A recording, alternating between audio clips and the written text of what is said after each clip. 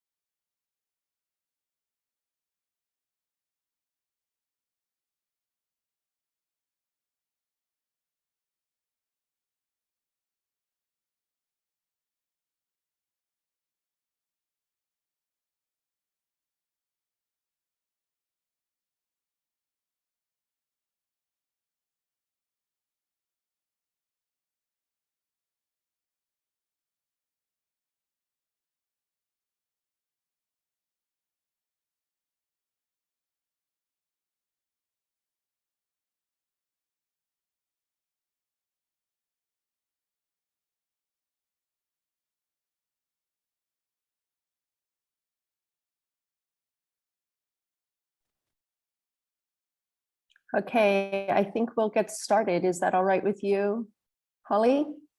Yeah? Okay, great. Good morning, everyone. Welcome. My name is Tara Gujjar. I'm the co-founder and co-director of the Traditional Arts and Ethnology Center. I want to welcome you all to our second webinar in this series entitled Can You Policy? Definitions of Policy in Lao PDR and their practical implications. And we're very pleased to be hosting Dr. Holly Hai giving this talk this morning. Thank you to all of you who are joining us, particularly those of you who made a small donation. That really helps us to keep these talks free and to support TAEC's ongoing activities. For those of you who may not be familiar with TAEC, we are a cultural heritage social enterprise located here in Luang Prabang in northern Laos. We run a museum and craft shops and do artisan training and advocacy, particularly along the lines of cultural intellectual property rights, protection of traditional designs. And we do education and outreach activities and continue to conduct some research. And we have a particular focus on trying to disseminate anthropological research and research related to culture of Laos to make it more accessible to wider audiences, such as this morning's talk. Before we get started, of course, we are recording this session, so it will be, the link to the session will be shared by email after the event is over, and it will also be put on YouTube. During the talk, if you have any questions, please leave them in the chat. And we'll get to as many of them as possible at the end of the talk after Holly finishes her presentation. We intend to have further webinars in the future. We're trying to have them about once every month. Of course, TAEC is on all the social medias, so you can follow us and subscribe to our newsletter, et cetera, to hear about those and to see the kinds of activities that we're doing as well. So now to introduce Dr. Holly Hai. Dr. Hai is an anthropologist and professor at Deakin University in Australia. And we've known Dr. Hai since around 2015. I think that's correct. Holly, you might be able to remember better than me. When she first came to TAEC to participate in a panel that we were having associated with an exhibition on the Gadu ethnic group from southern Laos. Dr. Hai, of course, has done significant research with the Gadu in Ban Kandon, particularly in Sekong province. And she was very generous at that time in providing us with her time and information. Since then, we've continued collaborating. She's worked together with us on an intangible cultural heritage inventory in a remote Dak Dung district in Sekong province, very close to the border with Vietnam. And we're hoping next year to begin working together with a project she's leading on reproductive and maternal health here in Laos. Holly's most recent book is called Project Land, Life in a Laos Socialist Model Village, which looks at the intersection and understanding of culture and politics in Laos. And we'll drop, of course, the links to where you can purchase this book and also the websites in the chat there. And I'm sure Holly will be speaking on some of this today as well. So thank you again, Holly, for agreeing to give this talk. Everyone, please do feel free to leave your questions in the chat, and I'll hand it over to Holly now. Great, thank you so much. I'm really pleased to be here, and it's amazing that I can do this sitting as I am in, I hope this is the right screen, in Australia. In Australia, it's traditional to acknowledge the land from which you're speaking. So I'm on the land of the Wadawurrung people, unceded territory, and I acknowledge the elders past, present, and emerging. Okay, so I'm not sure how confident you all are using Zoom, but like if you know how to put the sort of raise hands function, maybe I just thought I'd start with a couple of questions about who here has worked in a policy context in Laos, who's been involved in formulating policies, or I don't know, I'm not seeing any hands come up. I know some of you have. I recognize some of the names there, Catherine. Good. Oh, fantastic. Yeah, so quite a few. And then maybe if I could get you to leave your hand up, or raise your hand if you are confident with anthropology and you know what anthropology is, you have some experience maybe doing anthropology or you studied it.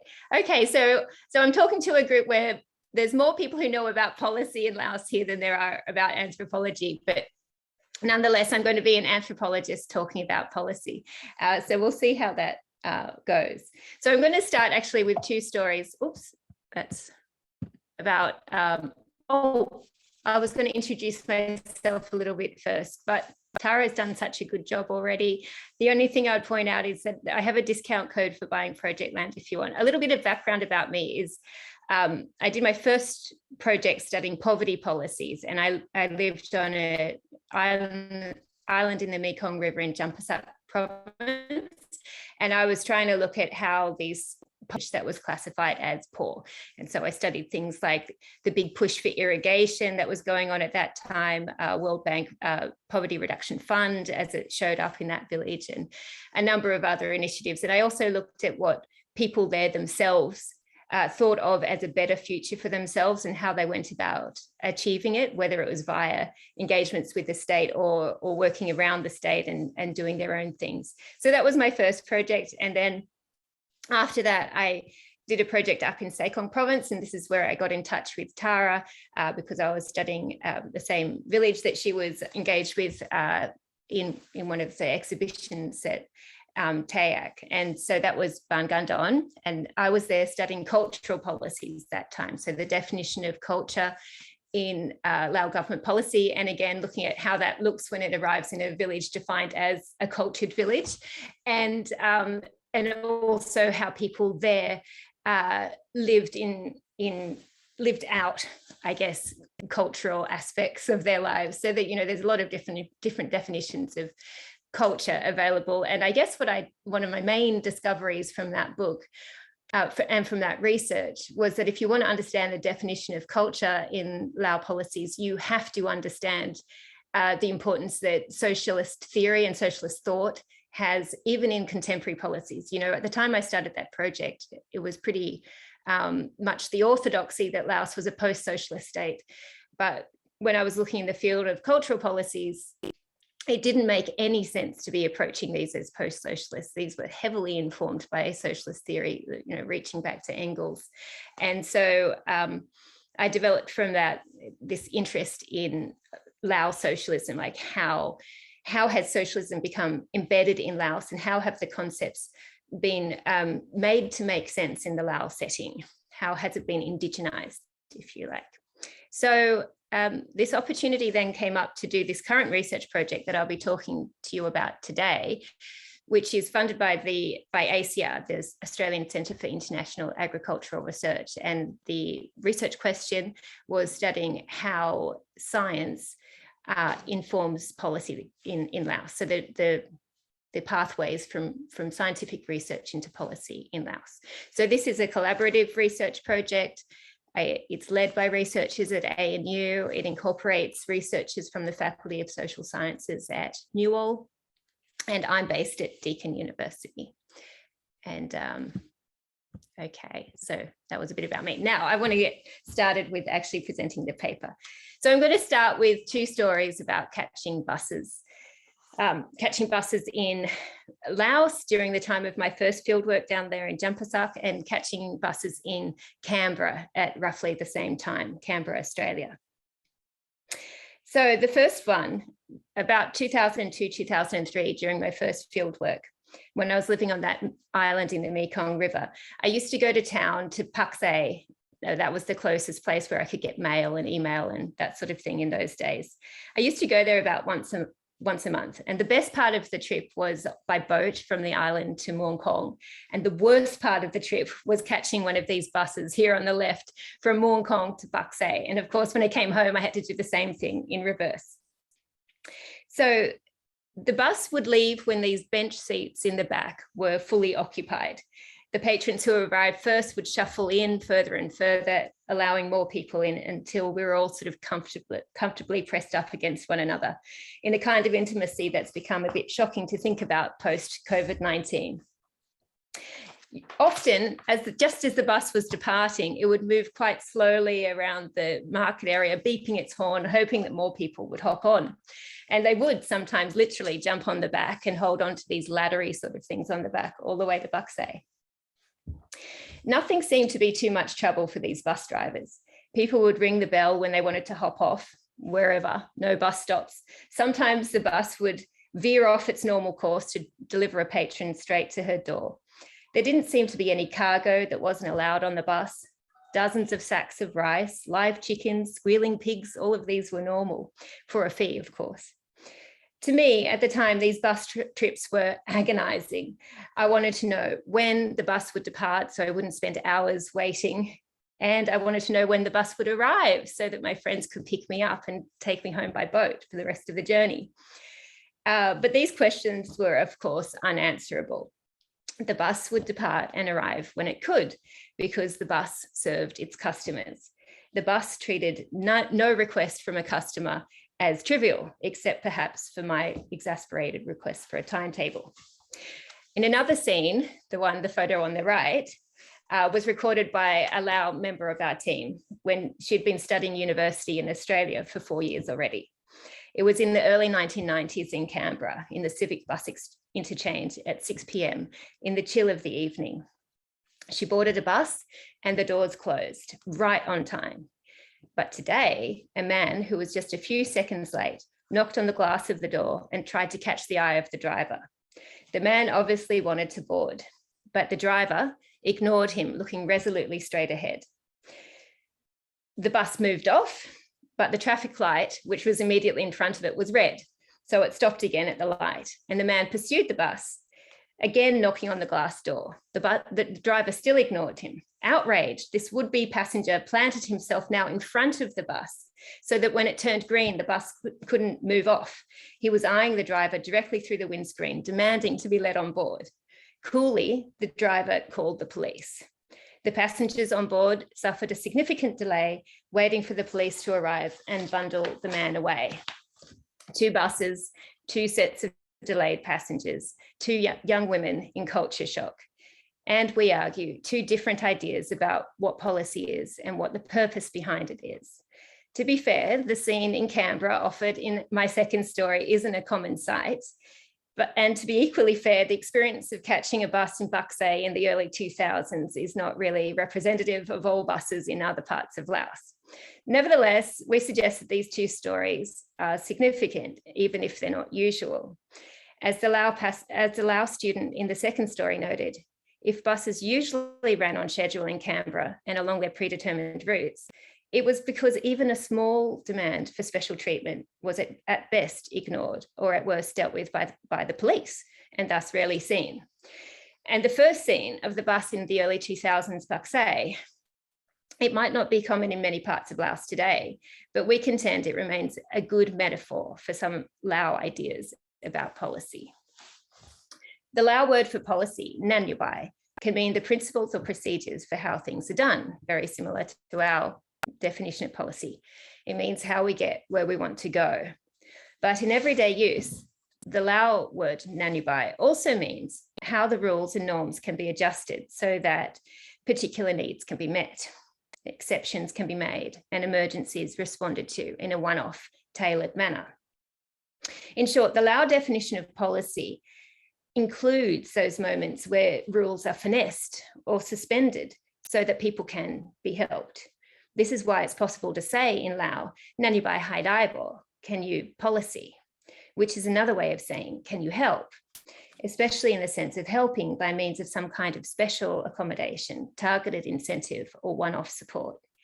In everyday Australian speech, by contrast, policy is often used to mean something like a set of rules that can't be broken, even if it means some people who clearly need help won't get it.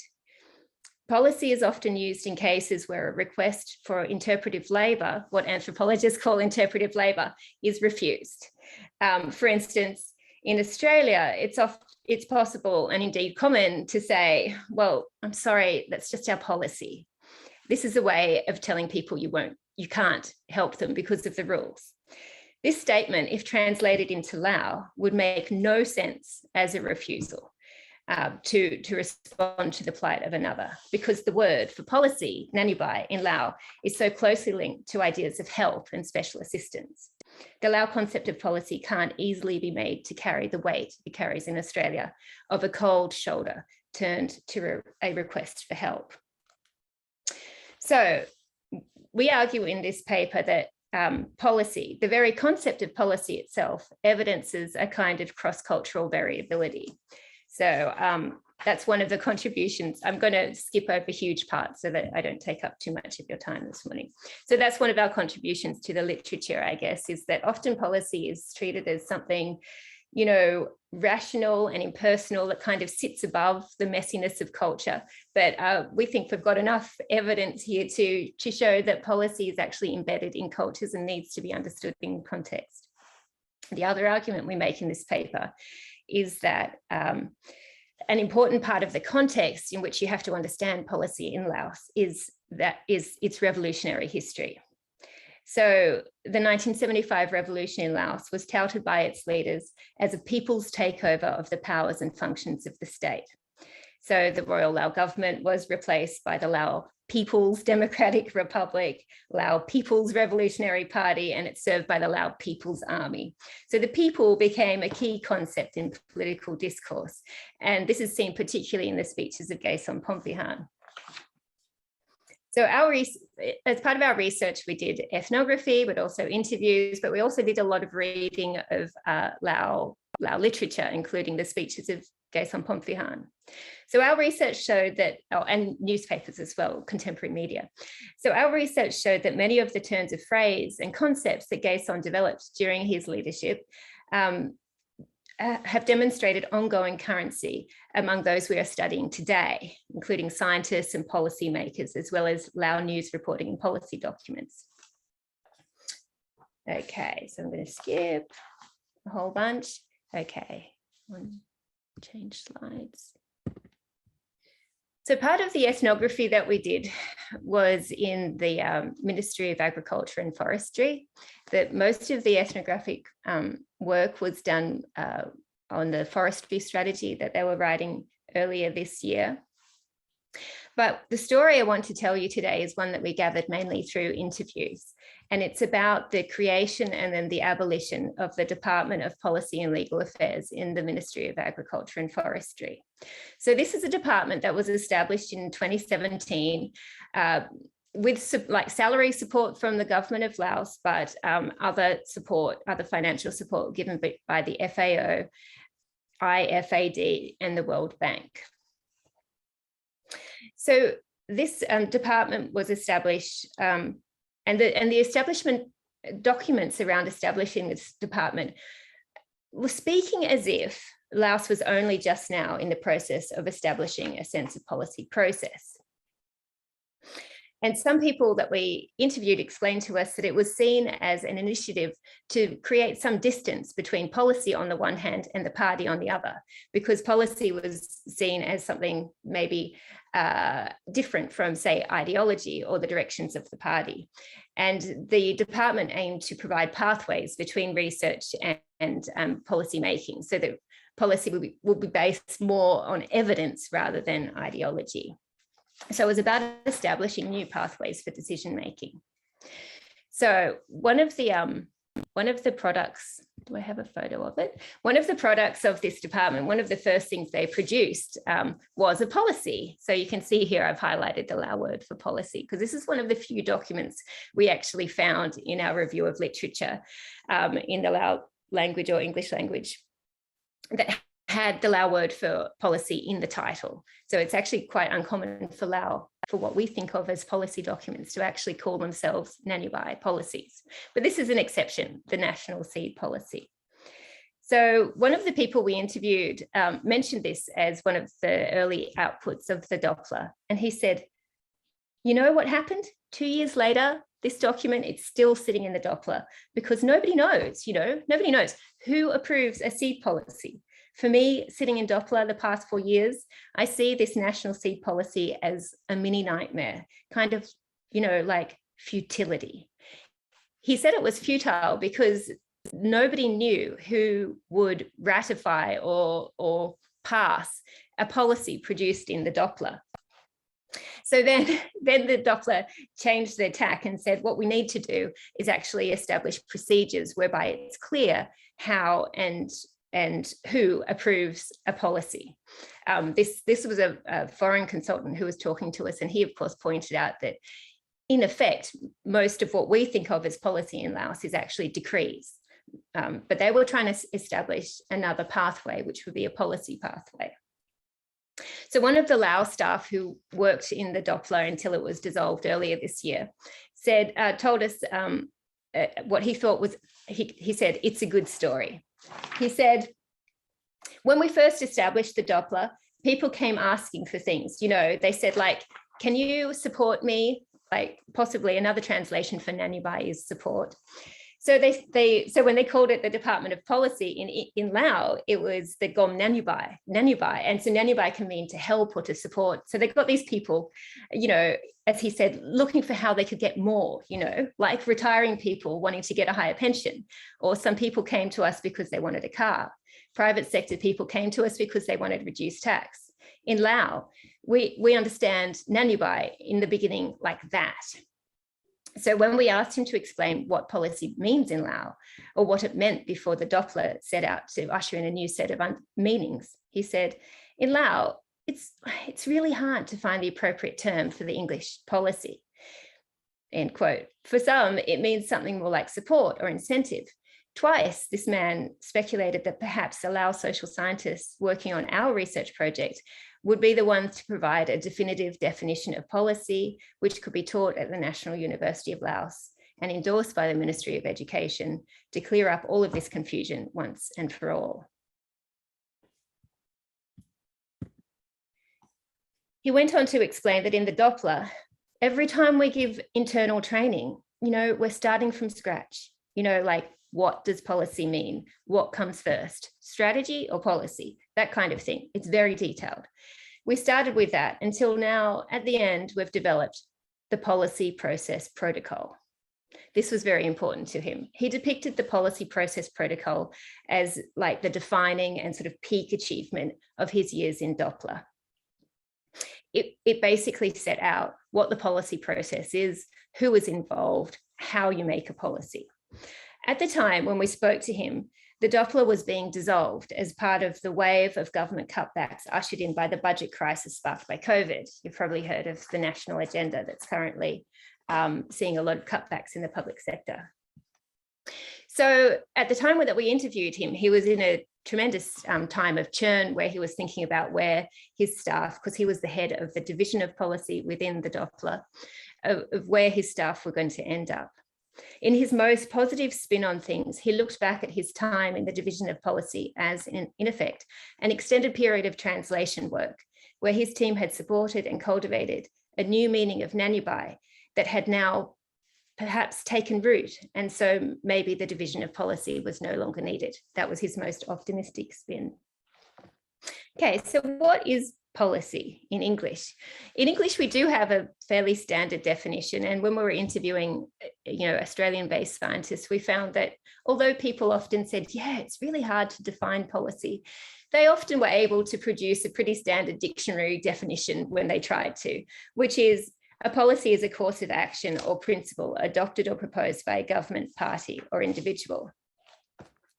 Interestingly, the Lao dictionary by Maha Wirawong has a very similar definition of policy.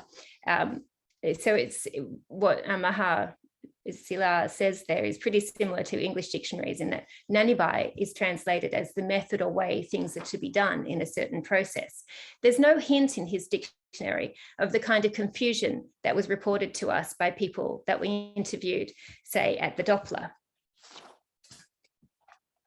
So in the absence of a Lao dictionary definition that captures this, I'm going to try myself to provide some definitions.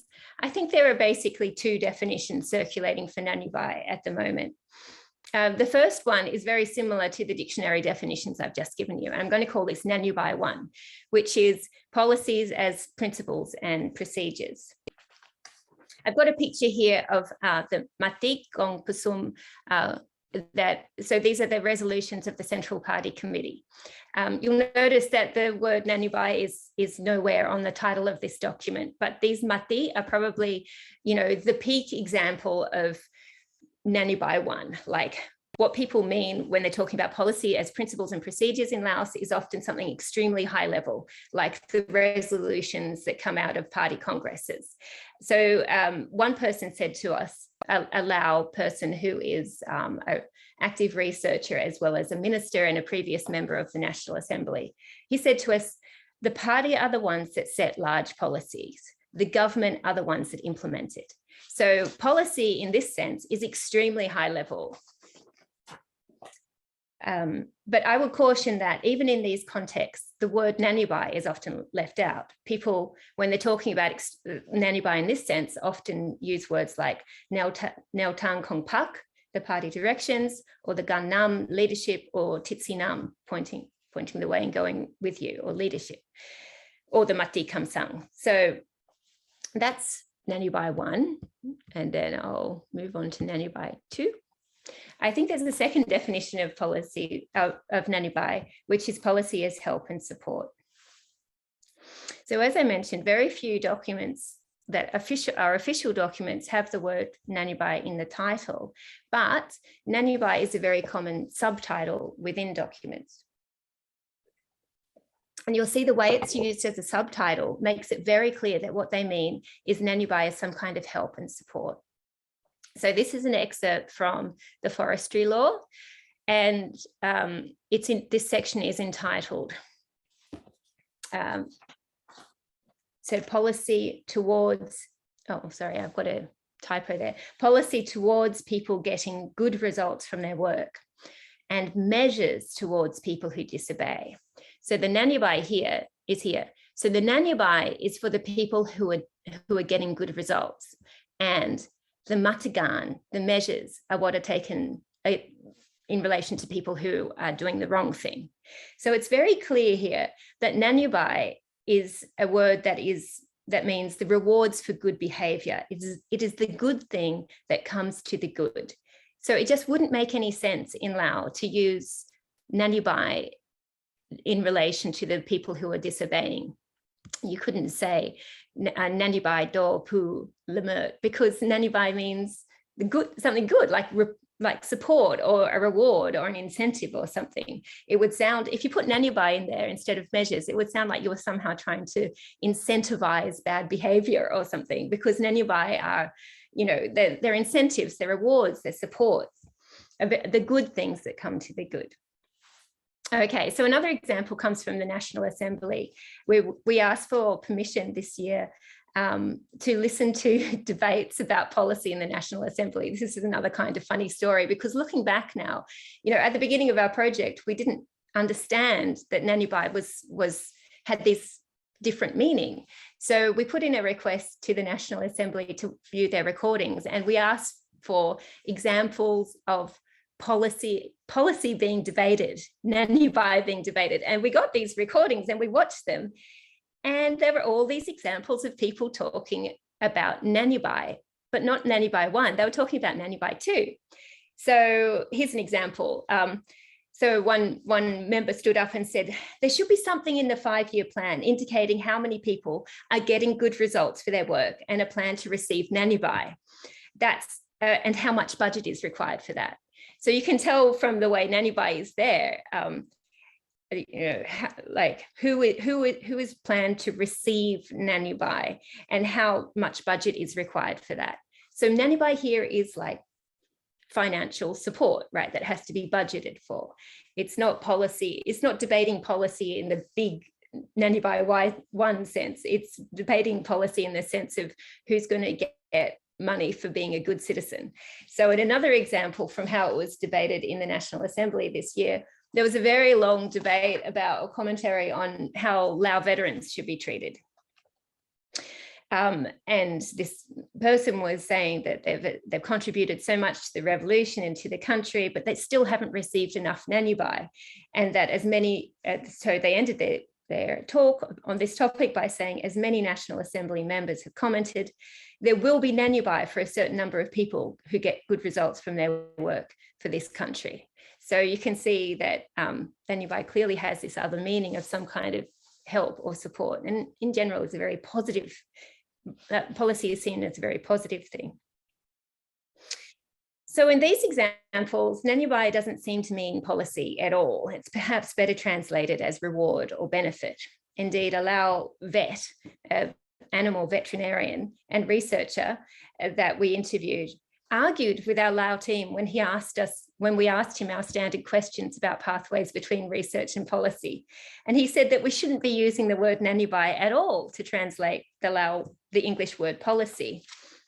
So we counted and asked him, well, how should we translate the word Nanyubai? How would you translate it? And he said, I just don't think there is an English translation for this word, but he said, I'll give you an example.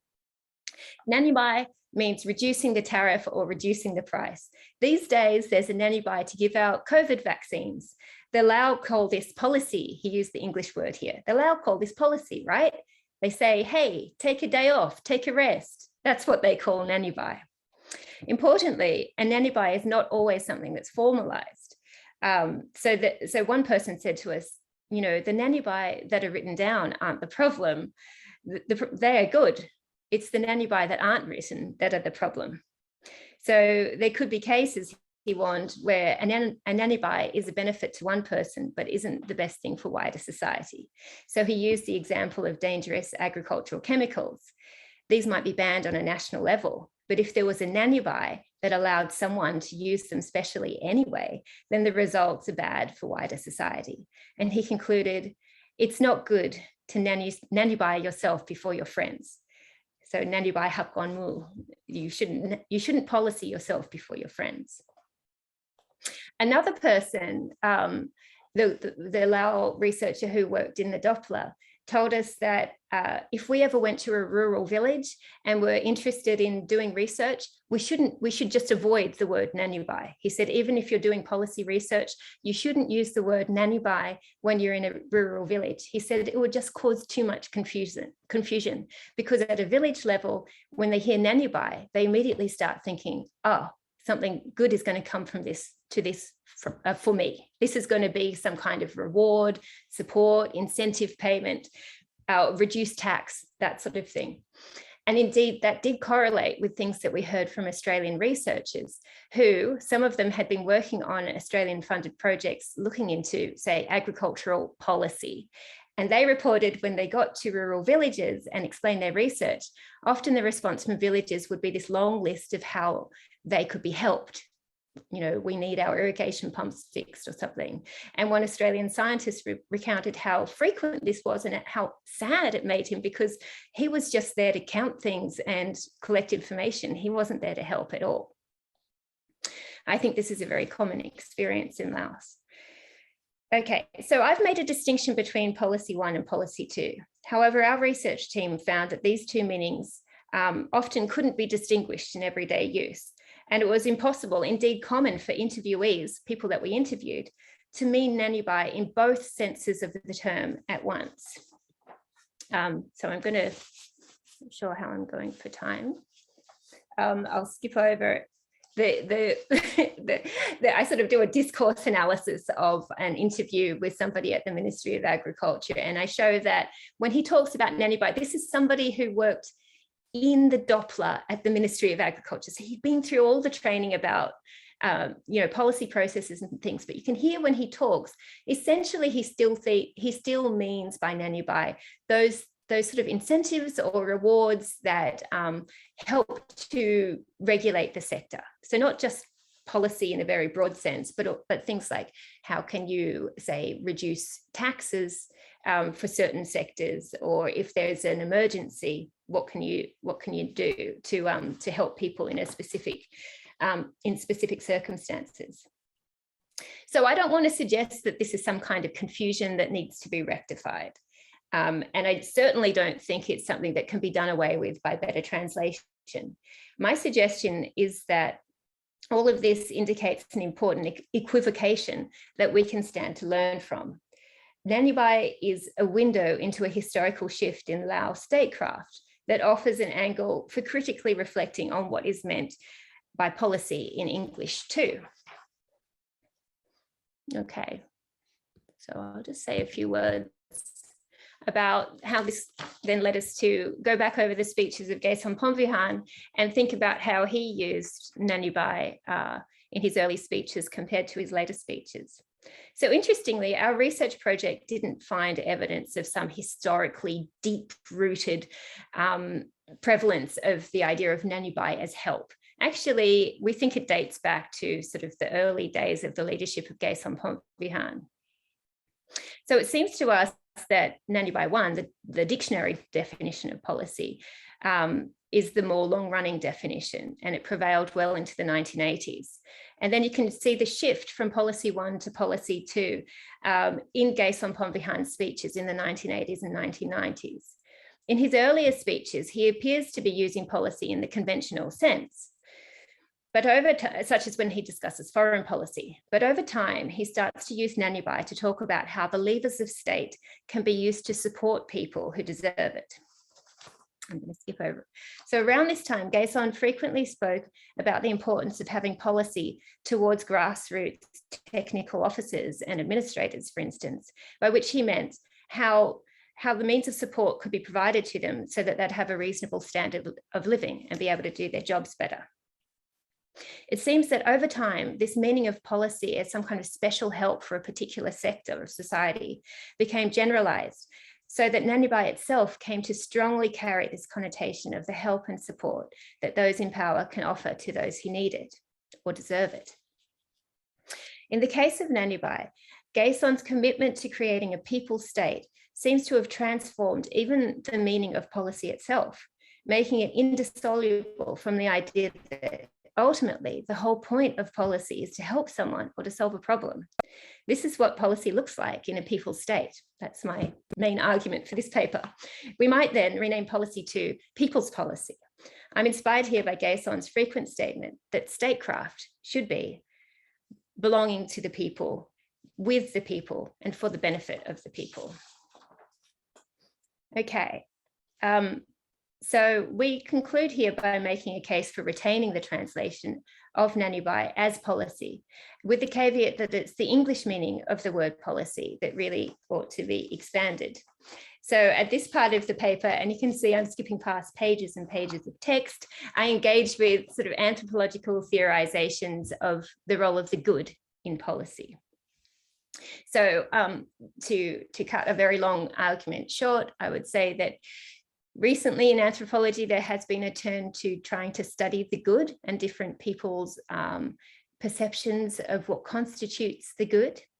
However, in the anthropology of policy, which is quite a small field compared to the whole discipline, there have been some very interesting arguments that because often there's an idea that policies should be good, one of the results of this is policy churn. So one policy is replaced by another in rapid succession because there's this idea that it's somehow not working and can be replaced by something better. But often it takes a long time to extract good, any kind of good from any kind of policy. And so I'm thinking here particularly of the contributions from the excellent anthropologist Tess Lee, who has looked at policy in housing policy in remote Indigenous Australia. And she says that policy ends up creating quite wild, chaotic effects on the ground because of this constant replacement of one policy with another. And she suggests that we let go of the idea of good policy and focus instead on extracting good from whatever policy there is, you know, sticking with policies for longer and working harder and longer to extract what good can be made of them. And she also argues that one reason that there's a disconnect between policies' intentions and the actual outcomes of policies is because there's not a real will and commitment for these to be followed through. She's obviously talking about social policies. And she argues that the real will and commitment is around military interests and resource extraction. So, I argue that all of her points are very good and well taken, and many of them apply to Laos as well. But I suggest that rather than giving up on the concept of good policy, we could maybe formulate an idea inspired by the people's policy of Laos, that what policy should be is good enough. And I'm here inspired by the psychoanalytic literature by Donald Winnicott, who spoke about good enough parenting. So the concept of simply being good enough is a relief from imagined demands for perfection. So it might relieve some of that policy churn, but it also retains a schema for judging good enough from not good enough in a similar way. So Winnicott is often imagined as talking about parenting as good enough in the sense of you don't have to be perfect, you just have to be good enough for your kids. But if you actually read Winnicott's work, it's quite the opposite. He's saying that parents are either good enough or they're not good enough to hold the child through infancy and into adult development. So in a similar way, I think it's urgent to relinquish the idea of perfect policy. It is true, as Lee points out, that the idea of policy as perfectible is a contributing factor to policy churn and results that appear quite absurd on the ground. But equally, I think it's also urgent to retain a means of distinguishing between policies that are good enough and those that are not good enough in caring for those who need it. The aim of the good enough parent is to care for those who need it in such a way that those cared for won't be trapped by that very care and will instead develop or retain a sense of reality in their own relationships. Likewise, part of being a good enough policy must be offering help where it's needed, but in such a way that it does not support fantasies about omnipotence, perfection, or stasis. As Tess Lee, Tanya Lee, and many others have pointed out, policy today in places like Australia and Southeast Asia is currently significantly driven by resource extraction, which creates surplus populations and post-apocalyptic landscapes. A good enough approach to policy, by contrast, demands that policy instead be driven by an understanding of the importance and power of care. Okay, so that's me.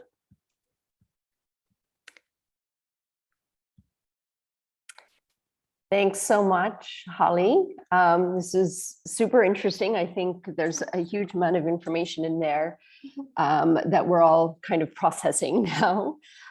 We do have a couple of questions, so I'm going to address them to you now so that we can try to get into a bit more of a discussion of it, and particularly because this is a topic that I think has so much applied ramifications, you know, in terms of this definition, the semantics of the word policy and how it's used by different actors in the state and outside of it. So I think that's a really fascinating part of it. I will ask this first question from someone asking, it's very interesting to hear the use of policy to mean reward or subsidy. In particular with the National Assembly, I wonder if you've seen the term used also to refer to compensation or help/support for people seeking justice, for example, via petitions to the National Assembly. Is that something that you've come across, Holly? Compensation, I didn't see, but it could be. Yes, you're on the right track there. But not if, so yes, I definitely heard the word policy being used for like, so some of the most common examples people gave us were, oh, you know, say there's a flood or there's a natural disaster. We have to nanny-buy that. Like we have to quickly come up with some sort of plan of response that will nanny-buy. So yes, in terms of if you're thinking about like the calls to the National Assembly on land disputes and like paying people money for land that's requisitioned and that sort of thing, I don't think it would be used for that. It's more like a reward, like or a subsidy or an incentive. Yeah. Okay. Great. And another comment. Great talk, Dr. Hai. Have you seen any strange or unusual manifestations of quote unquote policy on the ground in your work? I assume you've seen a lot, but maybe you could share a couple. Yeah, that was basically the substance of my first two books. Oh, maybe this is the time to repost the links, Tara, to my, oh, they're already up there. Yeah, so yeah, I did. I put them on. I'm pretty lacerating of how policy looks on the ground. So like the Poverty Reduction Fund ended up with literally people going out with shovels, overturning soil and calling it a road, and then asking for wages which were delayed and less than expected. And this was all in the year of a drought when people were really short of food. It was horrific to watch. I was angry. I was an angry young woman after that field work. And and then my, you know, so irrigation, the big push for irrigation as well, drove Laos like to insolvency. Like there was a debt crisis because the Lao government took on so many loans to buy so many irrigation pumps. And in my first field site, these were just sitting around unused, rusted, without the money to buy the petrol to make them run. And even if they could, they weren't maintained. And even if they were maintained and they had the money for petrol, there's no way that growing dry season rice made sense in this particular ecology. And people ended up deep in debt. These are people who had no money to begin with, but they took out, you know, the irrigation project was rolled out by sort of microcredit style, and which just left people in debt.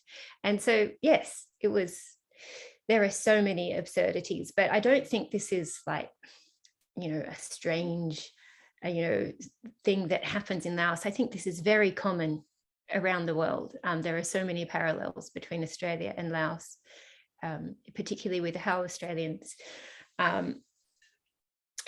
policy impacts people in remote Indigenous communities. Yeah.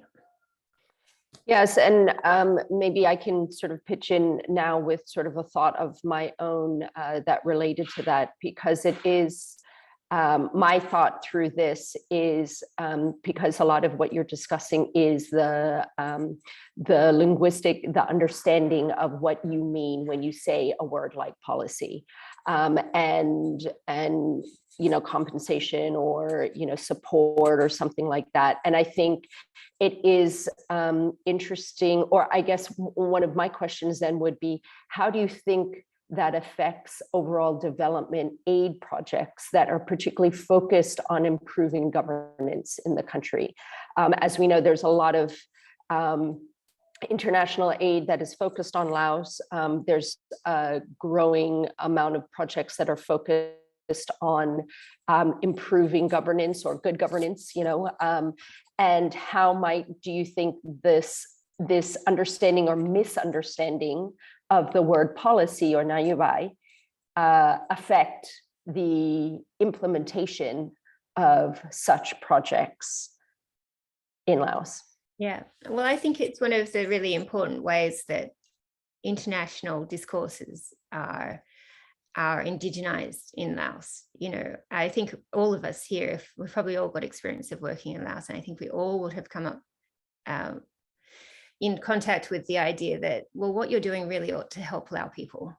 In Australia, I think it's perfectly possible to have discussions about, that sort of like governance questions, or like how is Australia going to interact with such and such sort of international policy setting. It's perfectly possible to have these conversations without raising the issue that it should in some way directly help an Australian person.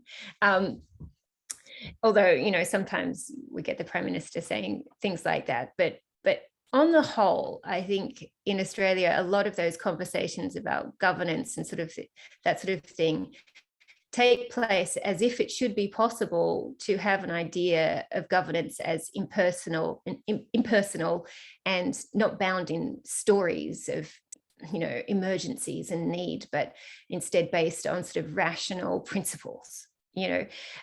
So David Graeber, the anthropologist, has suggested that bureaucracies really act as if it's possible to have human action without human stories, like that you can take the people out of it. He calls it sort of obviating the need for interpretive labor.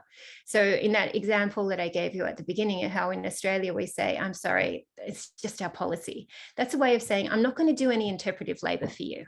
I'm not going to listen to your story and think about how I can help you. I'm not going to look at your particular needs. I'm just going to apply this policy. I'm going to apply it to you, and I'm going to apply it to everybody else in a really impersonal way. So there is no interpretation there. It's just the whole point of bureaucracy in that way is it seems to be fair because it's not personal, because it's just a rule that applies equally to everyone. Whereas I think what happens in Laos is these supposedly impersonal bureaucratic tools get ground down into stories and the demand for interpretive labor. Like I think we've probably all had the experience of going to a village in Laos and the lament, like somebody will come and tell you their story and want you to, of poverty, of the difficulties they've been through, and they'll want you to understand their particular needs. And that's, I don't think that's just an upshot of policy. I think that's of poverty. I think that's actually an upshot of a particular form of governance which has been practiced in Laos, which is about the expectation that interpretive labor will be performed. I don't know if you've all seen the video that went around this year of it was on YouTube, of a forestry officer going out to a Hmong community and say, oh no, you've cut down the forest in a place where you shouldn't have. I'm going to have to take your rice now. And all these Hmong people are standing around saying, this is our story. Basically, the video clip is them saying, you could have come to us when we were planting the fields. You could have come to us months ago. Why have you come now in harvest time? And they make a story about how they made these fields, and you can see the local officials changing their minds. They're not going to apply this policy in a flat way. They're doing interpretive labor. And I think there's a very widespread effect of this in Laos, is that bureaucrats on all levels are expected to do interpretive labor. So I think that, these international projects that come in trying to do very high level sort of governance stuff, like we saw with the establishment of the Doppler, I think that what these often encounter is a habit in Lao politics of saying, yes, we can have that, and we're going to do the other policy, which is about understanding people and their needs and trying to help them in specific ways, even if that means suspending the rules that we just formulated. Yeah, exactly. I mean, that's sort of the crux of it too, that I think there's potentially a disconnect between international aid or the belief that applying a certain policy or creating some sort of decree will then create a flat rule book of how things could be done and implemented. And since that just doesn't translate to how people are actually working, in government departments, it means that the basis for the development of those policies and regulations is basically nothing. It's a shifting sand, so I think that's an interesting, in terms of the application or the real world ramifications of that's really significant, I think, in terms of what's actually happening then, and where money is potentially going, and then the frustrations that people are maybe feeling because it's, policies are not being applied in the way they would expect them to. Yeah.